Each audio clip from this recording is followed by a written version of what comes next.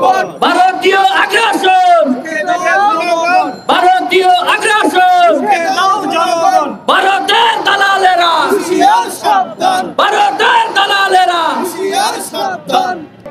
আমার প্রশ্ন, হাসিনার যখন দেশের ক্ষমতায় ছিল তখন আমরা ভারত হটাও আন্দোলন শুরু করেছিলাম।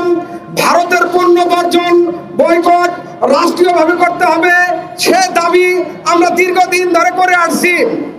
আজকে হাসিনা নেই, ভারতে বিদায় করে দেওয়া হয়েছে, তারপরেও রাষ্ট্রীয়ভাবে যে দ্রব্যমূল্যগুলো ক্রয় করা হয় এর বিকল্প দেশ থেকে আনার ব্যবস্থা করা হয় না কেন? এই তৌহিদ হোসেন চৌধুরী পররাষ্ট্র উপদেষ্টাকে আমরা বলতে চাই, তাদের সাথে আমাদের যে নতুন সম্পর্ক, এটি বাংলাদেশের জনগণ আর দেখতে চায় না। নতুন করে চোখে চোখ রেখে পররাষ্ট্র নীতি তৈরি করার জন্য বাংলাদেশের মানুষ আহ্বান করছে। সেই সাথে রূপচাঁদা সহ বিভিন্ন বাহিনীতে রেশন দেওয়ার জন্য যে সকল পণ্য ভারত থেকে ক্রয় করা হয় এগুলোর বিকল্প অংশ খোঁজার জন্য বিনীতভাবে অনুরোধ করছি।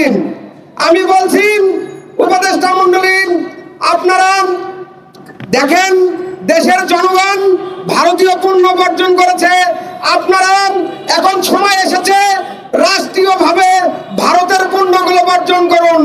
তাছাড়া আপনাদেরকে বাংলাদেশের জনগণ তীব্রভাবে ঘৃণা করবেন। তাই আমি বলতে চাই, ভারতীয় পণ্য আমরা বর্জন করব, দেশীয় পণ্য ক্রয় করব, দেশের অর্থনীতিকে স্বাবলম্বী করব, এই বলে আমি আমার বক্তব্য